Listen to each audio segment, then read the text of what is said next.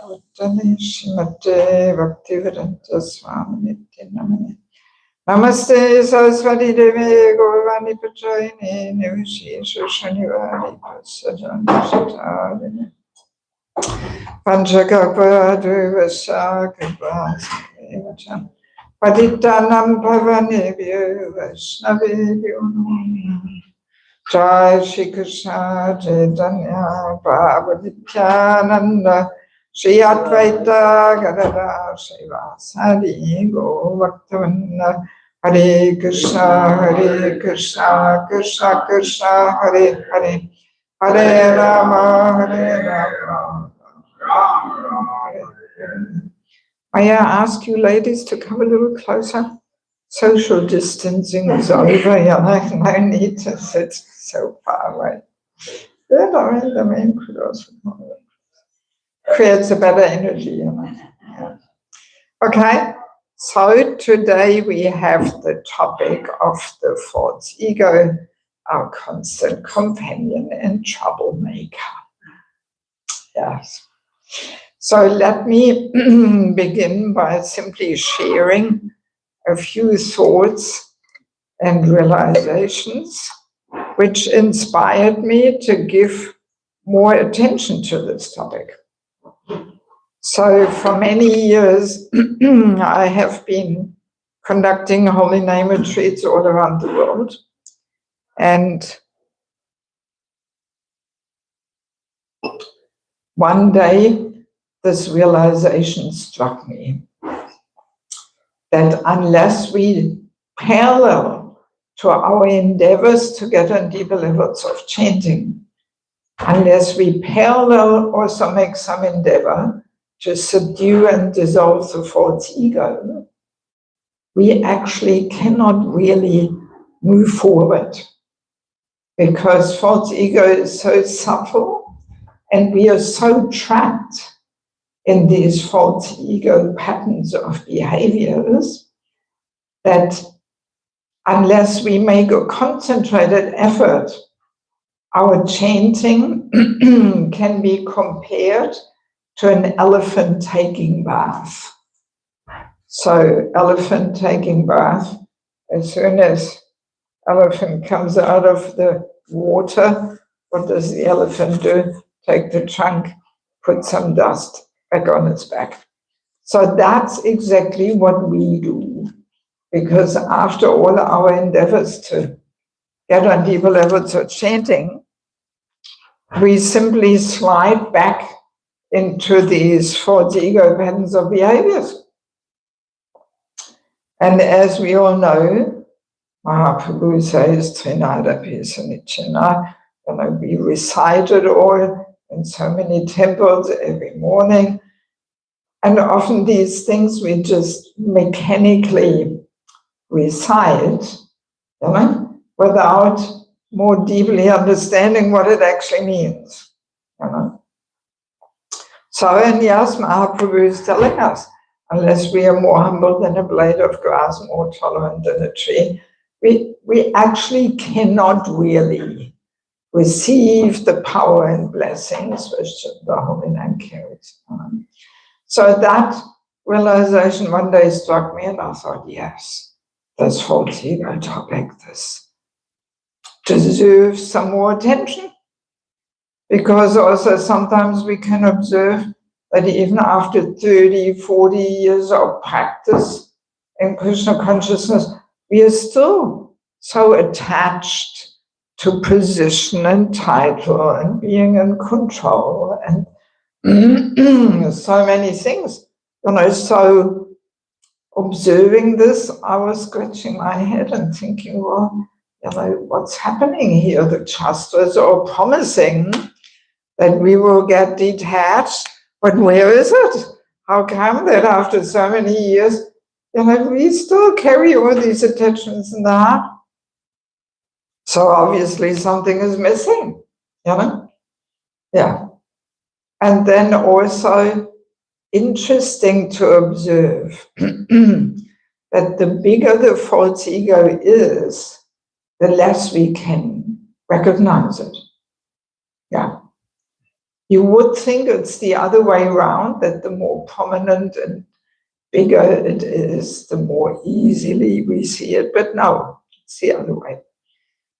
And in that regard, I had once this rather amusing little episode.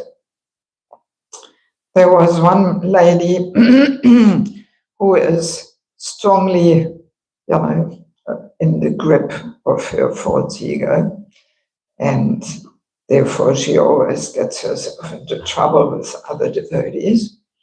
So, and at some point she turned to me and started revealing her heart a little bit to me. So I thought, all right, let me help her to understand what the problem is. And I was very careful, because I'm well aware of the fact that the false ego doesn't like to be poked. So I said to her, well, the false ego always gets us into trouble. That's all I said. And her reaction, she was laughing. Oh, false ego, come on, what's that? I don't have that. Okay, I was shocked. I thought, how is it possible? That when we are so, almost tortured by our false ego, we think we don't have it. Oh my God, I was speechless. And all I could say is, I wish I could say this about myself. That's all I said. I didn't say anything more than that. Yeah, so that's how the false ego works. As while we are still quite influenced and pushed by the false ego's demands, we don't even realize. We don't realize.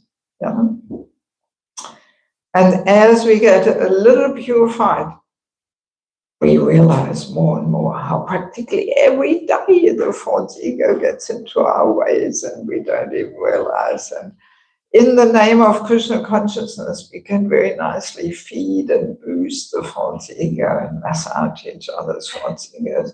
It's all happening rather than subduing and dissolving it.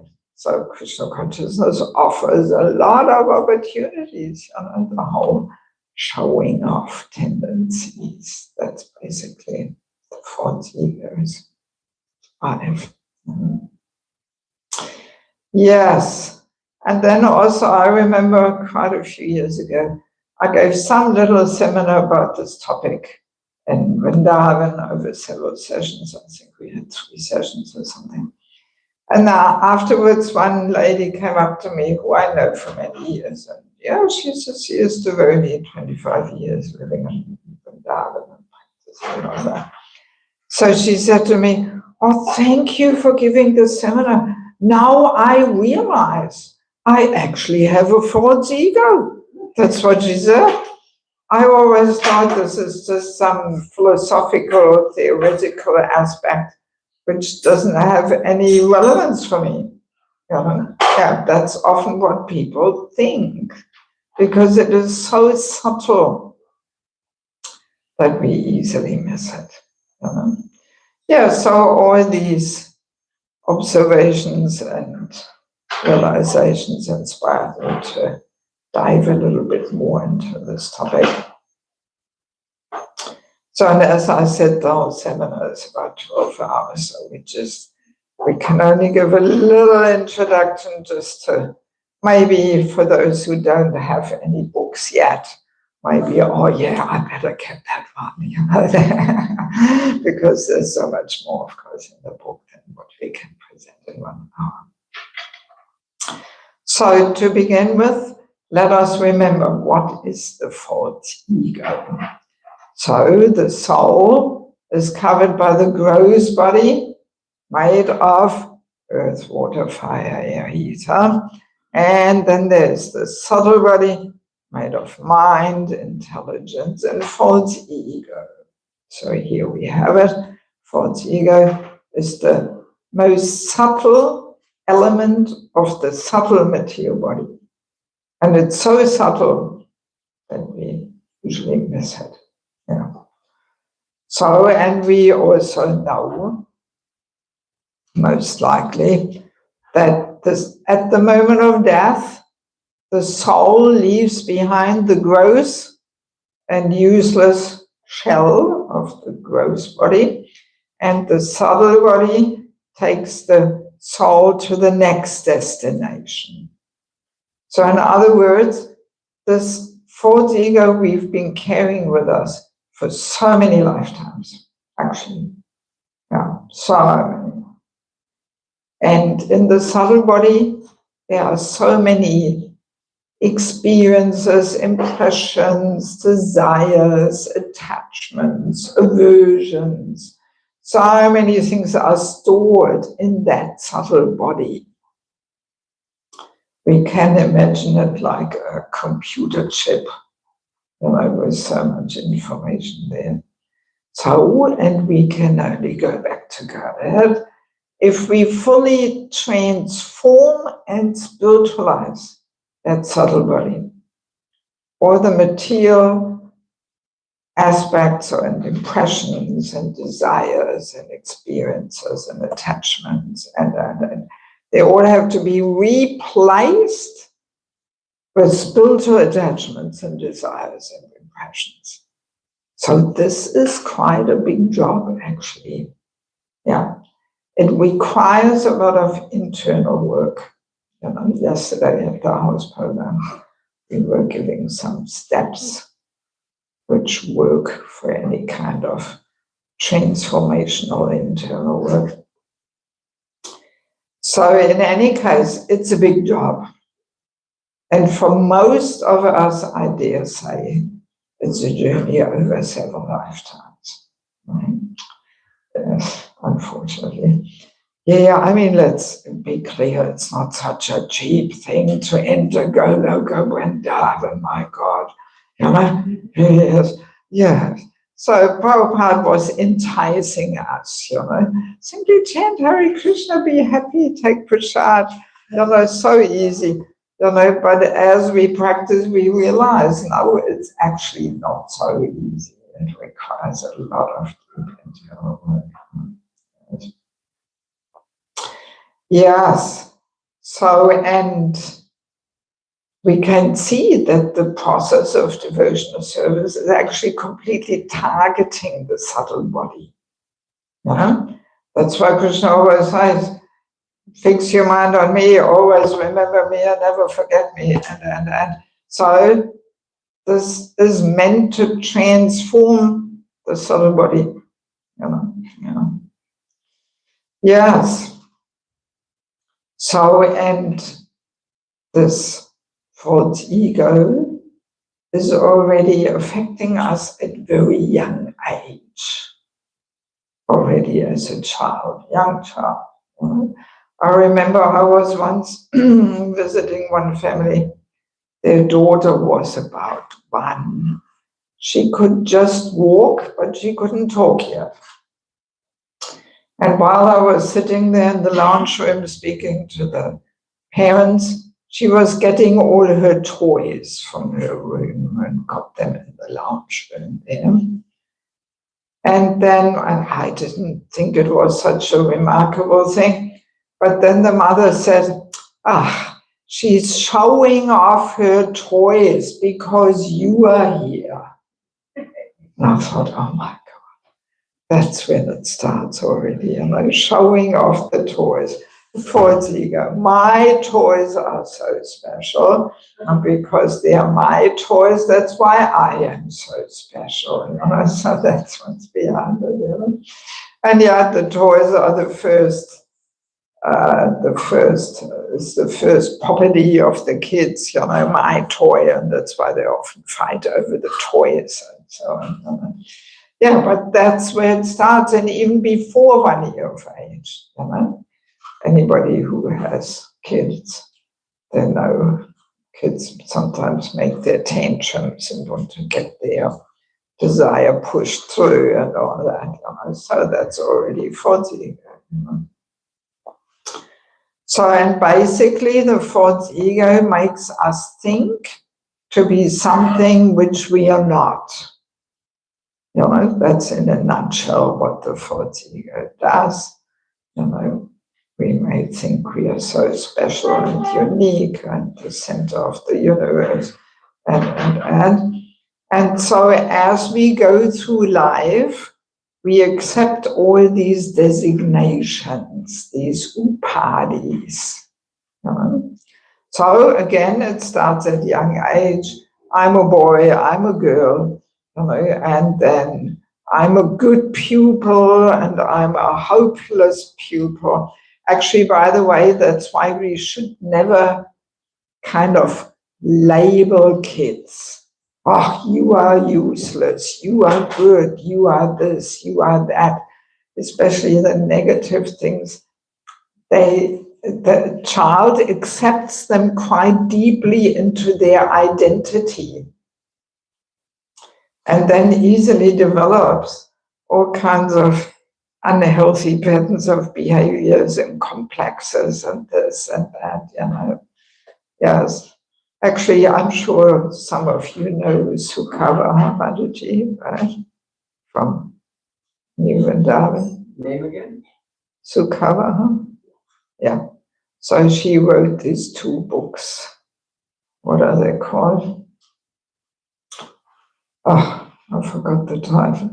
But I read one of them and it's quite interesting. By the way, she went through my False Ego book and gave me some good tips how to adjust it and so on. Yeah, so we know each other quite well. Yeah, so she also gets into the False Ego thing from a different angle than I'm doing, but yeah.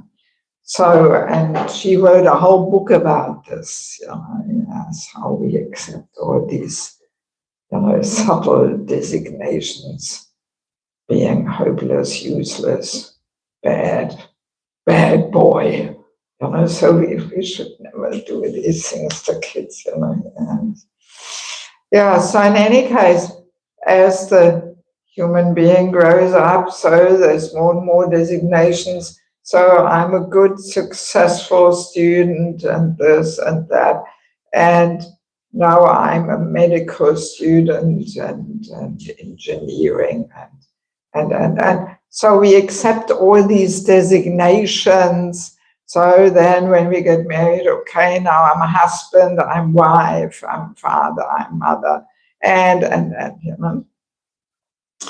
So, and of course, they are all roles we are playing. And by the way, it doesn't stop there when we take up Krishna consciousness. It goes on there too. I'm a brahmachari, I'm a grihastha, I'm a paka grihastha, spaced out grihastha, whatever designations we were accepting there for ourselves. Or, temple president and head pujari and Sankirtan leader and Bhakti Viksha leader and so basically the layer of designations becomes thicker and thicker there, right, as we go through life. And of course, they are all roles we are playing, of course. We are all playing different roles. In our family, we play certain roles. And, then in our work, we play roles. And here at the temple, we play roles. So we all have so many roles we play. That's completely natural. And we can compare them to hats we are wearing, Yes. So we have one for the summer, one for the winter, one for going out and one for working in the field or whatever, different hats for different times. So, but as a rule, we don't identify so much with the hats. Of course, if they're very unique and extraordinary hats, then the hat can also become almost part of my existence and personality, and I lost my hat, and I'm not complete anymore or something. But as a rule, we don't identify so much with the hats. But with these roles, we tend to really identify with them. So my question to you, what do you think? Why do we identify so much with these roles? Of course, the basic reason is ignorance, because we are ignorant of our true identity. I mean, if there's a false ego, there also has to be a true ego, which is Jiva Svabhava Krishna Nityadas. I'm eternal servant. That's our real identity, right? Yes. So my question to you, why do we identify with these hats, these roles? Any suggestion? Yes? We're on the bodily platform. Yes. And what else? It makes us feel like we belong here. Makes us feel we belong here. Yes. And what else does it make us feel? Yes. Yeah, without false ego, we cannot enjoy separated from Krishna. This matter world. Yeah, that's also true. And what else does the false ego make us feel? Validated. Important. Yes, exactly. So these hats or these roles give us some feeling of importance. I am somebody, right? Yes, yes. And that's exactly the gratification which the false ego is running after, to be somebody, right? Yes. Yeah, so this is the whole crucial point. So it gives us this subtle sense gratification of feeling important. Yeah. So, and that's the whole problem, that's why we get attached to it. Yeah, and I mean, even, for us practicing devotees, I have come across this, that, a devotee may have a certain service, a position for many years, and then, it is in the air, or maybe this person should step down. Now, I remember speaking once to a very senior person where that was the case. And because I have a little bit of a personal connection with that person, so we were talking about it, and the person seeming pretty obviously, uncomfortable having to give up this position. So I was saying, well, there's life beyond being ... whatever, I'm not going to say what. There's life beyond being this and that. And then the person said, yeah, all right, but what am I then? And I said, well, Vaishnava, servant. Yeah, okay, but still, I mean, what am I then? And I thought, okay, wow. And I didn't say anymore, the person was senior to me, so it was not my position to start preaching to the person or something. But yeah, this was quite, surprising to me, after many years, that we do identify so much. And this easily can happen, that when we lose our position, we can almost fall into some hole there, some vacuum. And we all, we almost have an identity crisis, Yes.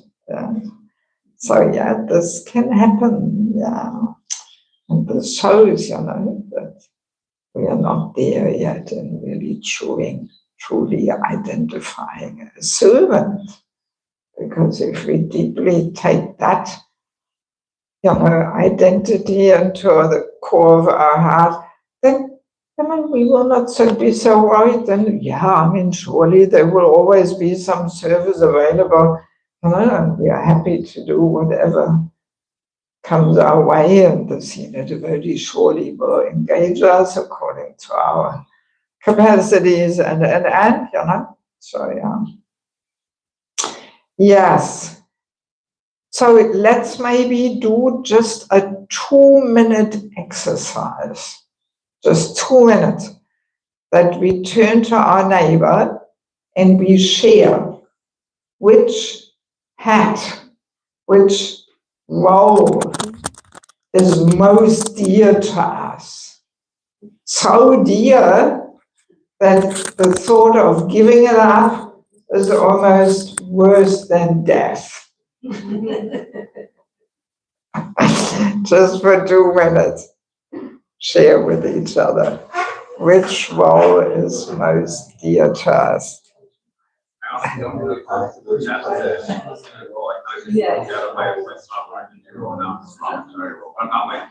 Even up into proprietary role where it's like the past 2 years, but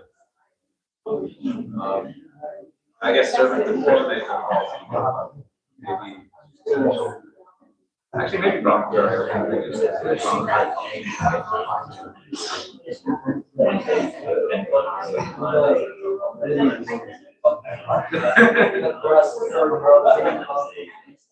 Whenever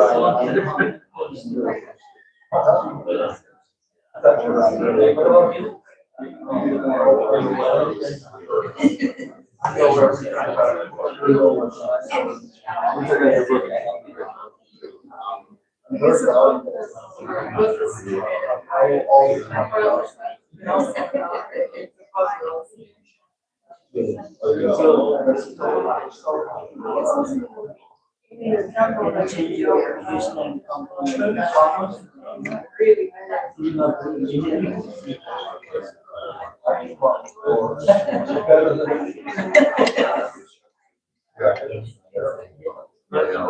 At least you're attaching on the side.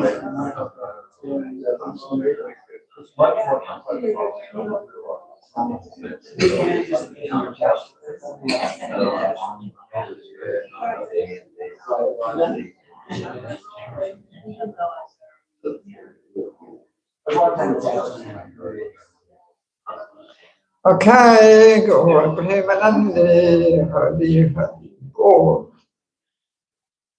Go Premanande. Okay, so I overheard here a little bit of sharing, and I'm not teasing anybody here, but yeah, I am a brahmachari. That can be a big one, yes. Because, I mean, this is almost an extinct species of life, especially here in America. Not many brahmacharis are around. So this gives some honor and, some recognition there. And yeah, I have come across these things, how this can, really be difficult then to give up this designation if we realize, well, actually, we are not properly situated or something. Actually, I remember once at a festival in Europe, I was giving several sessions on the false ego, and there was a whole group of brahmacharis there. So I was elaborating a little bit more. And then 1 year later, I went to the same festival, and one brahmachari came up to me, who was not brahmachari anymore. And he said, oh, remember last year you gave the seminar? That really made me think. And I realized I'm only in saffron because of this false ego gratification. And then he got married and has a couple of kids. And oh yeah, it feels good to be properly situated. Yeah, so it's quite, strong there. But I'm not saying that this is what you or something, but I could hear there. Yeah. Totally. Huh? Totally. Yeah, so I mean, and of course, the more prominent, the position is, we are having the more we identify with it and the more dear it becomes. But even I am a mother is a big one too. Yes. Because mothers are sacrificing themselves so much, so that I mean, Prabhupada was always saying that the love between mother and child is the most pure love we can find in this material world. So this relationship is quite deep, and we can see when the children are 15, 16, then the parents are meant to take off this "I am the mother's" hat, and put on their hat, "I'm a friend now." And this is so difficult for many mothers. Even when the son is 45, the mother can still think, "Oh, I have to tell him what to do and correct him and chastise him, and my God, Yeah, because we just can't let go of this role, Yeah, so we all have our roles we are attached to. But I mean, saying this, of course, does not mean we shouldn't accept any positions or roles. No, we have to accept them. But eventually we should come to this understanding, I'm servant, and I'm simply trying to play this role. We're in the mood of servant. So that's why we also have this term servant leader in ISKCON, that because, even this understanding, I'm the leader, can easily get to our head. So, okay, now I am the servant leader, So not so easy. So now also Prabhupada gives this nice word combination in the Bhagavatam that he describes life in the material world as being a nonsensical stage performance. I really like that one. Nonsensical stage performance. And that's exactly what it is. We can imagine if each lifetime performance on the stage. So, all right, one life, I'm an Indian man, running, so many important things to do, so busy. Then death comes, oops, curtain is closing, show is over, it's all over. And the next life curtain opens again, this time. Woman's body in Germany, whatever. And running again. I'm so busy, we're all taking it in, thinking, so busy, so many important things to do. And then again, death comes, curtain is closing, it's all finished, show is over. And then maybe one life, dog in Tucson. Dogs also have dog's mind, dog's intelligence. They're pretty smart, some dogs, they can smell so many things. The apple in the suitcase, when you go through immigration, they can smell it. And then dogs Vollsieger. Yes, dogs have a big Vollsieger. Get out of here. Well, biting and barking, and this is my territory, and that. So like that, lifetime after lifetime, nonsensical stage performance. That's really what it is. Prabhupada's English is sometimes very unique, how he combines the terms. So, and of course, it's the false ego that keeps us trapped in this nonsensical stage performance. We always think to be something which we are not. And of course, thinking ourselves something which we are not, that would be a lot of anxiety, right?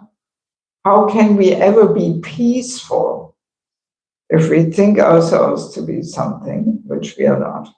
Not possible. We can imagine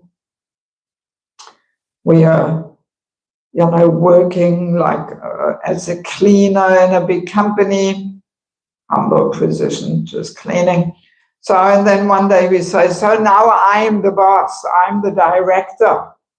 oh my God, this would be, we would have a lot of anxiety and nightmares. How to make everybody believe that I'm the director? And what if they find out I'm actually not the director? It would be a lot of pressure and a headache and oh my God. So, and then after some days we say, actually it was just a joke, I'm just a cleaner. Oh, thank God. I don't have to pretend to be something which I'm not. So, and this is basically our position here in this material world, that this false ego is giving us so many anxieties and fears and whatnot, because we're always trying to be something which we are not. And as we gradually become free of that, and we are more and more established in our true position of being servant, proportionally we become more peaceful, actually. So that's really how it works. And I mean, saying all these things does not mean the false ego is all bad. It also has some good aspects, because at least it gets us going. It is motivating us. And actually, let's leave that aside. We will get to this a little later. But also let me point this out. False ego has so many ways of manifesting, but there's two ways. That one way is that we think ourselves to be so great and important and special and extraordinary and the center of the universe, and that's maybe the more common one. But then the false ego can also affect us, and we become more insecure and mental and full of complexes and all that. That's actually also the false ego, interestingly enough.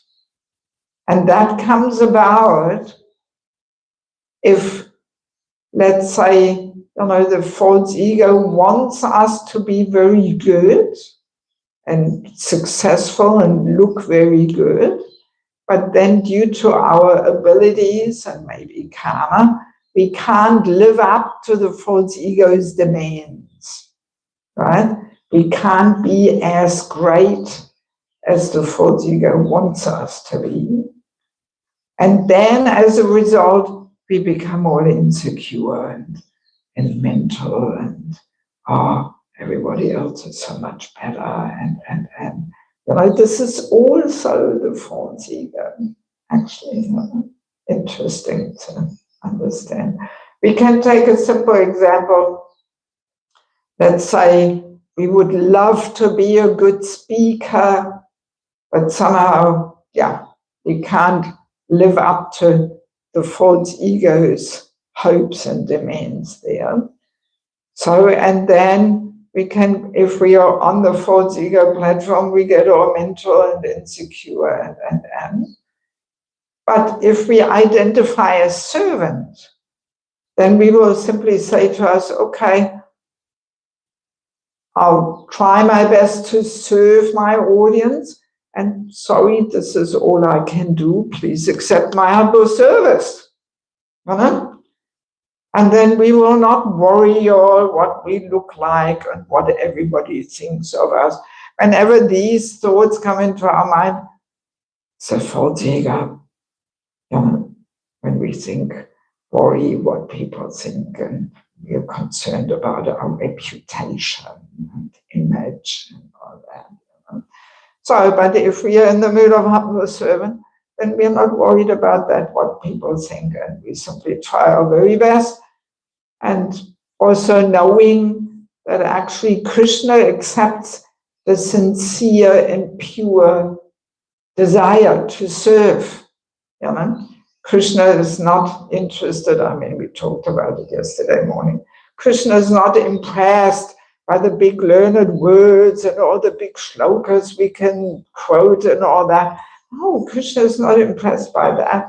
Krishna wants the purity of intention and desire to simply serve. And if we understand that, then we will not be all insecure and mental, even if we may not have the biggest talents for something, but we simply, in humble mood, we offer what we can and hope that the devotees will accept it. Yes. I do want to also mention one verse from the Bhagavad Gita, but before I start with that, let me see if we have any questions just about what we talked so far, and please not anything which we did not talk about, because there's so many things, as I'm saying, there's a whole book on the topic. So, yeah. Okay. Hare Krishna. Nice discussion. And just kind of a comment, but sometimes when I meet people here, guests and things, and they say, "Oh, what do you do here?" And I say, "Well, mostly I clean." And, and they look around and they're like, "Well, every place needs a good custodian, you know." A good what? Custodian, like a cleaner, someone that keeps things clean. Okay. So then I say, "Yeah, thank you." They say, "You're doing a pretty good job. Keep it up." Yeah, I mean, of course, if people come the first time, they don't know who is who, you know. So.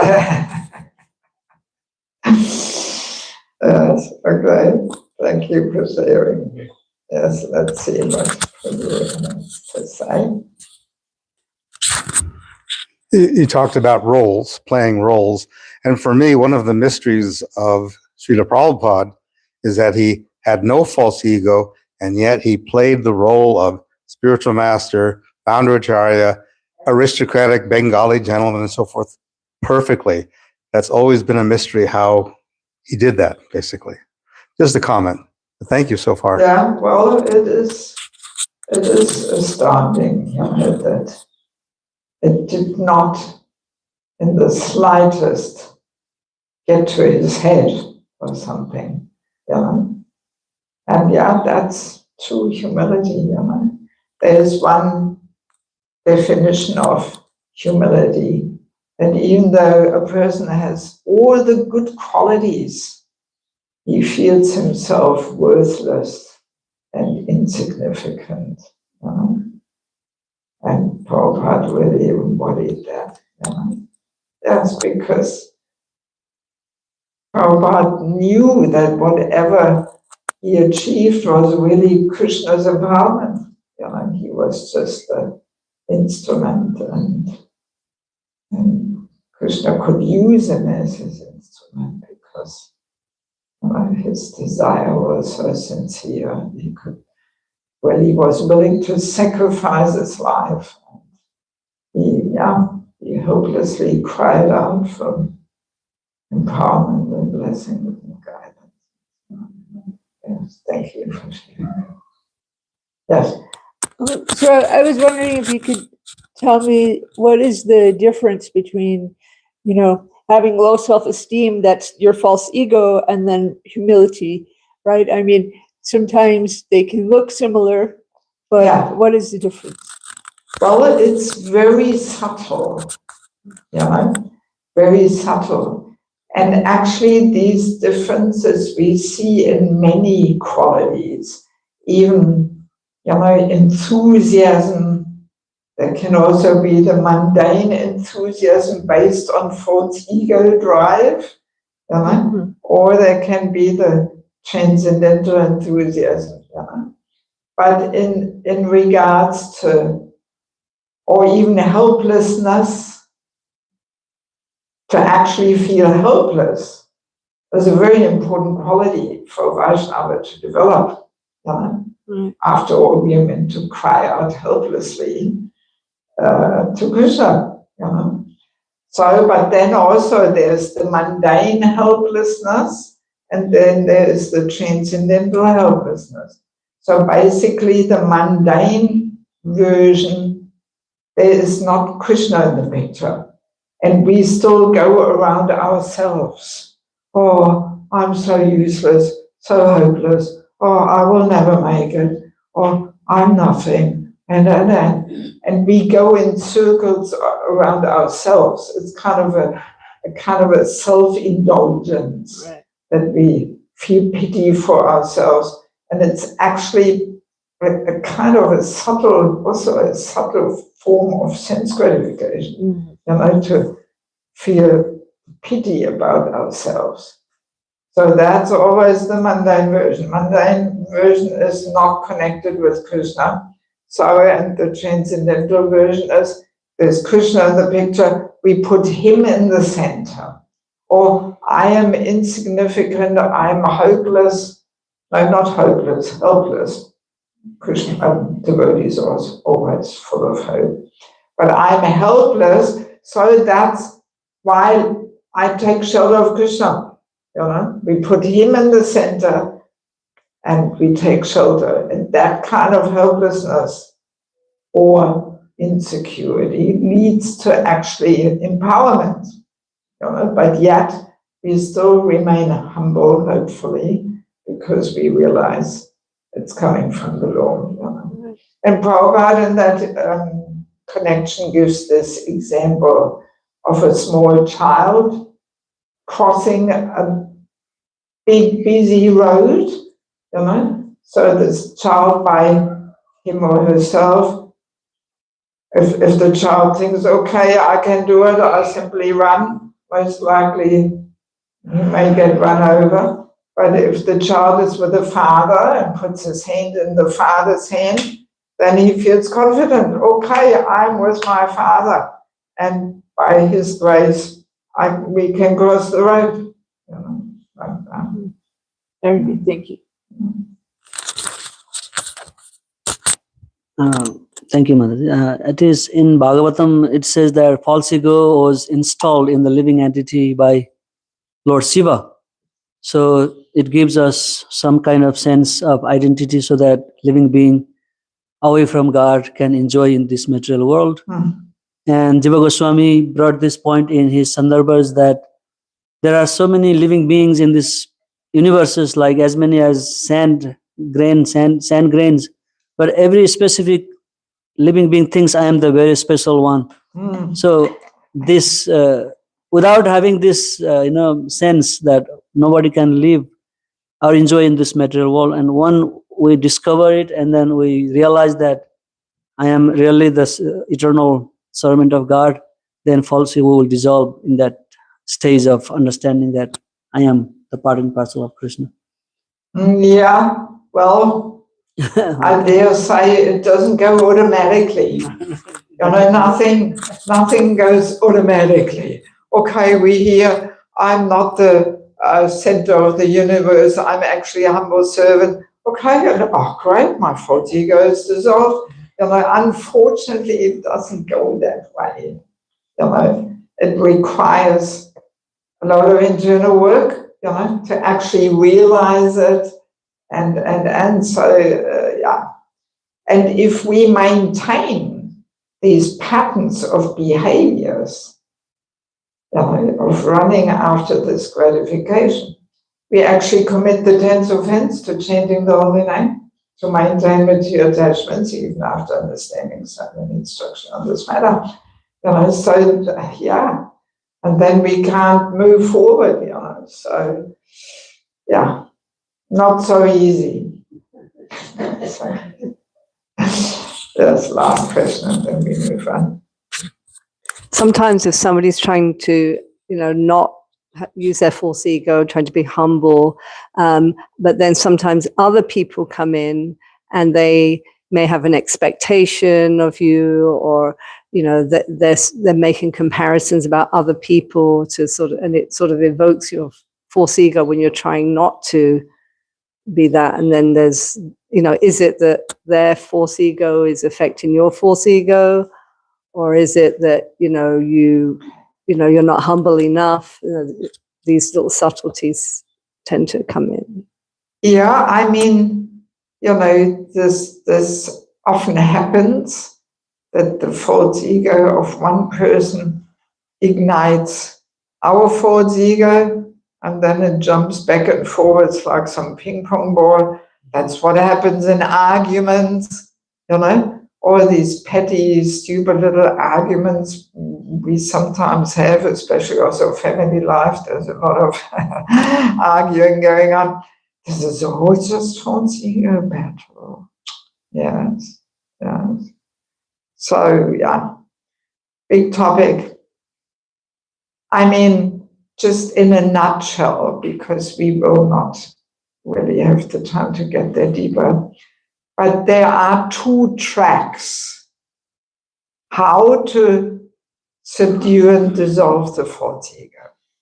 One track is the chanting, but in a certain mood, namely chanting, longing to serve. That dissolves the false ego. That scrubs the heart from all these designations, you know? Yeah, in the false ego book, I go all into details, but yeah, in 1 hour, how much can we talk about it? You know? But yeah, longing to serve. And it's very practical and obvious if we try and if we spend 2 hours every day or more or less, whatever it takes to chant our rounds, and we are trying, even if we are not successful all the time, but we are simply trying to chant, longing to serve. Oh, Krishna, all I want to do is serve you and serve your devotees, longing to serve. So then sooner or later the point comes where we get it. I'm servant, right? It's very simple, actually. But usually we don't chant like that. Mm-hmm. So the chanting is one track, and the other track is Vaishnava etiquette and culture. So the purpose of Vaishnava etiquette and culture is designed. You know, Vaishnava etiquette and culture is designed to get us to this point of Trinada, peace and Nityanam. Yeah. Because in the beginning it seems unnatural, you know, to follow Vaishnava etiquette and culture, especially, you know, and being fully surrounded by materialistic culture. That's the opposite. You know, material life is all about showing off and pushing yourself to the front and make it really big out there. You know, it's come 180 degrees opposite. You know? Yes. So, and Vaishnava etiquette and culture teaches us, you know, how to gradually understand that we are not the center of the universe and so special and unique and all that. That's why it's so important, this Vaishnava etiquette, you know. And I mean, all the books are full of Vaishnava etiquette and culture everywhere it comes up, you know. Yes. Because, I mean, culture, let us also become clear in this, culture actually comes about by living a certain worldview, a certain ideology, a certain philosophy. That's how the culture manifests, you know. And just the fact that, yeah, many aspects of Vaishnava culture is still pretty foreign to us. It shows we are not quite there yet, that we live it. You know? So anyway, it's a big topic. You know? So let us use the last 15 minutes. And I do want to bring our attention to this one verse of Bhagavad Gita. This is 1858, where Krishna gives us two options how to act. He says, option number one, if you become conscious of me, you will pass over all the obstacles of conditioned life by my grace. So that's option number one. If we act in that consciousness, that we are conscious of Krishna, what does it mean? How do we act then? Using everything. Yes, and more. Servant. Servant is exactly, yes. Yes. If we actually act in that mood, I am servant. So then we will pass over all the obstacles of conditioned life by Krishna's grace. Wow. You know? So it actually means being servant offers the solution to everything, every problem. And it really works. Yeah. Yeah. Let us imagine an example. Let us imagine we have some high post, whatever it may be. And then a senior devotee comes up to us and says, oh, Prabhu, we thought maybe somebody else should do that, take that post, you know. If we are acting in this consciousness of simply being servant, will not be an issue. Okay, fine, no problem. All I want to do is serve. And I thought I can serve you nicely in this position. But if you have some other idea how I can serve, okay, let me know. No problem. You know. Then to remove somebody from a position, no big deal. Problem is solved. You know, or there is no problem. But unfortunately, it doesn't always go like that. You know, I've been 41 years full time, and it's gone. I've observed so many things. And again, I'm not saying this to criticize, but yeah, it's sometimes so difficult to remove somebody. You know, so difficult. I mean, I heard some GBCs joking and saying, yes, how can we remove this person? Yeah, we promote him. Let him be the GBC in some lost and forgotten island there. You know, so you're the GBC now, okay, fine, you know, and it's easier to remove somebody, giving him something that gives more gratification to the false ego. And yeah, these things are going on, but sometimes there's so much politics. Oh, I know communities where there's, you know, the whole community is split in 3 parts because the leaders don't want to accept that somebody else is now in charge, and then they have their own thing there, and there's all these conflicts. And, oh my goodness, you know, yes, it's sad, you know. So yes, that's how the false ego is really our constant companion and troublemaker. But if we just act in consciousness of Krishna, meaning we are servant and we accept his recommendations and instructions, then yeah, any problem is solved. Even in little disputes or whatever we may encounter, it's a good thing to keep in mind. You know, if we do 2 steps back and ask ourselves, what am I doing here? Am I actually a humble servant? Or am I trying to control and enjoy? And then if we can reflect and introspect a little bit, we have to realize, yeah, I'm actually trying to control and enjoy. And if I just accept the position of humble servant, there's no problem. Problem is solved. You know? Even in family issues and whatever it may be. It may sound simplistic, you know, but it's actually an art. You know, just being servant really solves every problem. You know? So that's option number 1. And then the verse continues. If, however, you do not work in such consciousness, but act through false ego, not hearing me, you will be lost.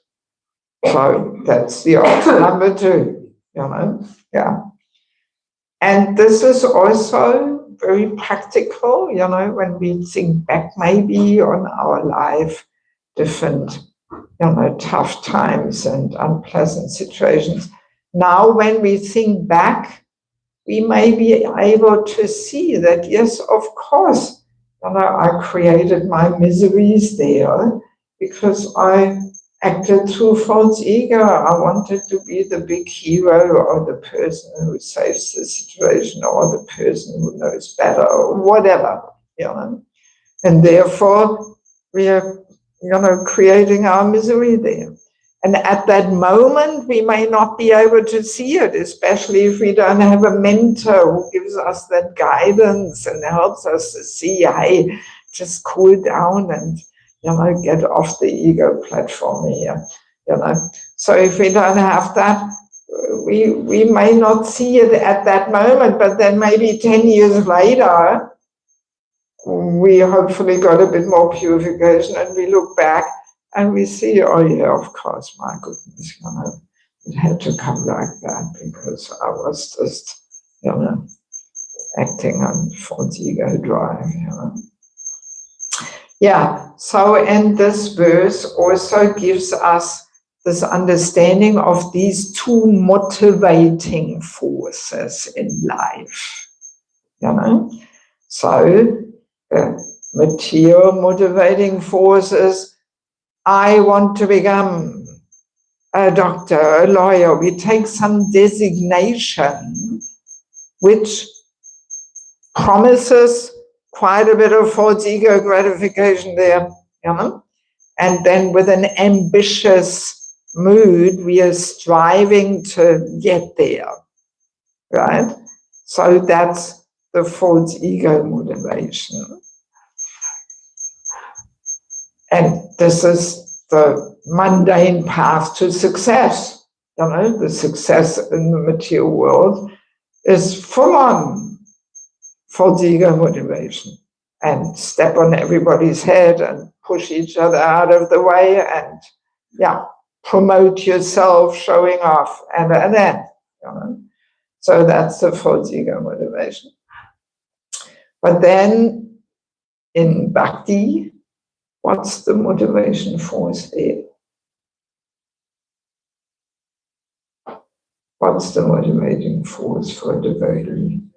Yes, all I want to do is serve. Doesn't matter how, whatever I can do, all I want to do is serve.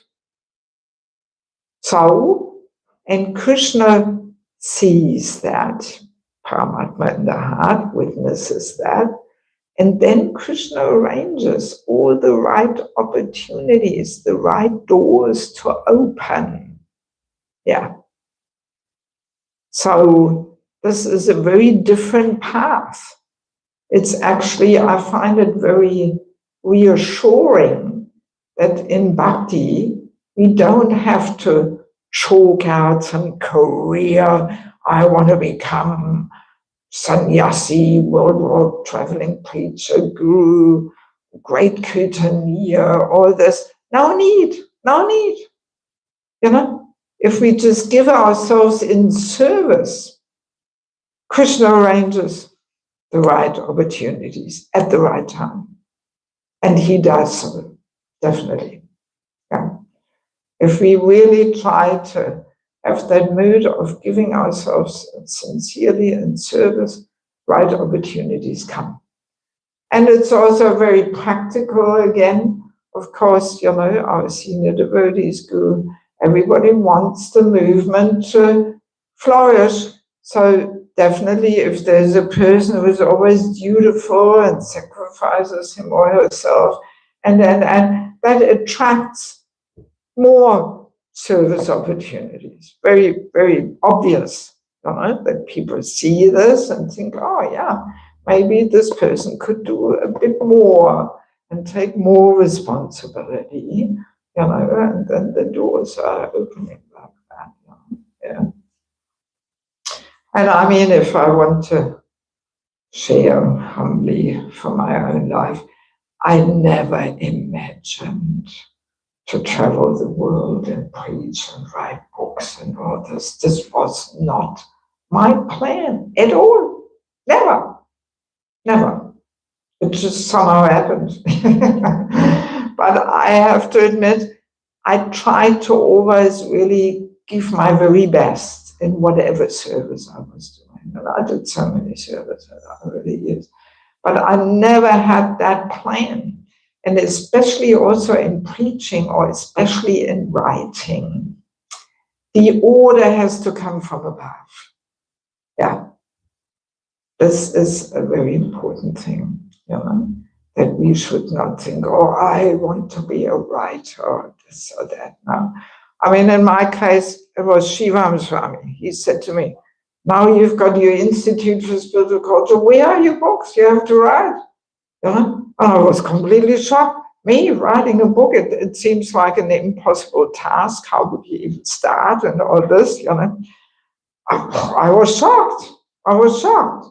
You know, and every time I met him, he said, so, where are your books? Okay. Yeah.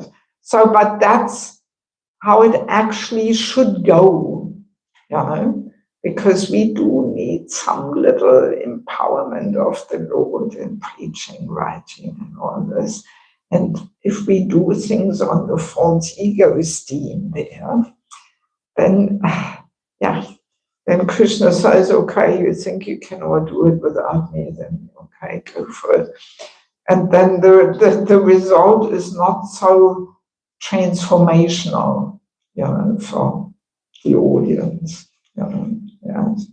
So that's why it's pretty important that we don't get affected by this ambitiousness which is out there in the material world. It's the path to success, you know. But we stick to this motivating force of simply wanting to serve. So now, saying that, of course, it takes some time to transform, you know, the ambitious false ego motivating force into the I want to serve motivating force. It's all purified process, you know. And initially, the false ego does have some few little good aspects, because at least it gets us going. I once heard in a lecture, yes, false ego should be given up, but not too quickly. Not before we have cultivated the motivating force of I want to serve, you know, because in our initial stage, the false ego motivating force is stronger, and the motivating force of wanting to serve is not so cultivated yet. So if we then give up the false ego force, then all right, we drown in tamaguna and we are lazy and we don't do anything, you know. So initially, the false ego at least gets us hopping, you know, we get going. But then gradually we have to transform it, you know. And yeah, especially also in family life, the false ego, that sense of ownership, is a very important part of motivating people. You know, my house, my husband, my kids. Yes, that helps us to become responsible and dutiful. You know? But then eventually, we have to give it up, you know. With the kids, we have to realize, so now they're 16, 17, I have to let go, I have to let them lead their own life, and I can't control, and Vanapasta Ashram, yeah, we should get out of our cozy home, and you know, so it's Krishna's perfect system, how to actually gradually, you know, let go of the false ego. But yeah, I mean, I always give these examples. A temple car, very often, I mean, I don't know, your van there seems well maintained, but I've seen temple cars often bombs. You know, everybody knocks them around, nobody ever washes and cleans them, and service only, oh, well, if the car's broken down or something, you know, they're not well maintained. But if it's my car, oh, you know, oh, then we are very particular. Oh, you put a scratch in my car, and oh, you left my car dirty, and you know, so then we are very dutiful and maintain nicely. You know? So that just shows how in our initial stage, this sense of ownership has a good aspect there because it makes us dutiful and responsible. but we event and responsible with that car than rather, well, it's my own. Okay. Yeah. So initially, and especially family life, that sense of ownership is an important part of it. And to purify this I, me, and mine, that's why the greenhouse is meant to give in charity. That purifies the heart knot of attachment to I, me, and mine. All right, time is up, 9 o'clock. Thank you for your kind attention. If anybody wants to know more, so there's a book about false ego and so many others. Vanaprastha ashram, meeting death with joy, mentorship, so many things. Okay, thank you so much. Srila Prabhupada ki.